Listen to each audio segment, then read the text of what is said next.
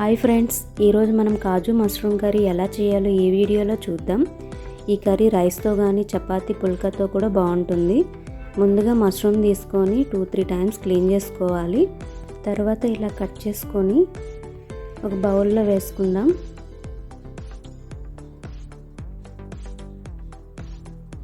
Stove వెలిగించి ఒక కడాయి పెట్టుకొని మసాలా కోసం అందులో 1 స్పూన్ ధనియాలు, 1 స్పూన్ జీలకర్ర, కొంచెం లవంగాలు, కొంచెం మిరియాలు, 1 స్పూన్ నువ్వులు కూడా యాడ్ చేసుకుందాం.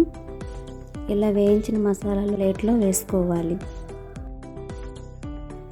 పచ్చి కొబ్బరి, కాజు, అల్లం, వెల్లుల్లి ముందుగా ఇవి కచ్చా పచ్చాగా మనం మిక్స్ చేసుకుందాం. తర్వాత వేయించిన మసాలాస్ వేసుకొని మిక్స్ చేయాలి. తర్వాత మనం టమాటా పేస్ట్ కూడా వేసుకోవాలి. మిక్సీ చేసిన ఈ మసాలాస్ని ఒక బౌల్లో పక్కన పెట్టేసి అదే కడాయిలో 1 టేబుల్ స్పూన్ ఆయిల్ వేసుకొని అందులో కొంచెం పసుపు వేసుకొని కట్ చేసుకున్న మష్రూమ్ని వేసుకొని వాటర్ ఇంకేంత వరకు కూడాను అది కలుపుతూ ఉండాలి. కొంచెం సాల్ట్ వేయడం వల్ల వాటర్ అనేది బయటకు వస్తుంది. ఒక 3 మినిట్స్ మూత పెట్టేసిన తర్వాత వాటర్ అంతా ఇలా ఇంకిపోతుంది. తర్వాత మనం 1 టేబుల్ స్పూన్ ఆయిల్ వేసుకొని వాటిలో జీలకర్ర, కొంచెం బిర్యానీ ఆకు, అలాగే కాజు, ఒక చెక్క వేసుకోవాలి. కట్ చేసుకున్న ఆనియన్స్ వేసుకొని కలుపుకోవాలి. అలాగే కట్ చేసుకున్న పచ్చిమిర్చి, కరివేపాకు వేసుకొని కలుపుకోవాలి.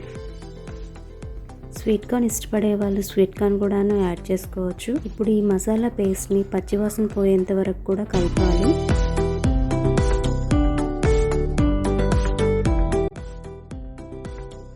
అదే పేస్ట్లో టేస్ట్కి సరిపడా సాల్ట్, కారం, పసుపు వేసుకొని కలుపుకోవాలి.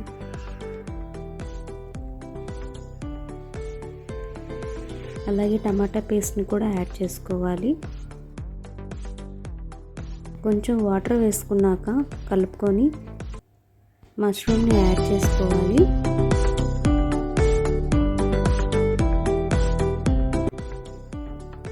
లాస్ట్లో వీటిలో కొంచెం ధనియాల పౌడర్, అలాగే కొత్తిమీర చల్లుకుంటే చాలా టేస్ట్ బాగుంటుంది. ఇది రైస్తో కానీ పుల్కా చపాతీతో కూడా చాలా టేస్టీగా ఉంటుంది.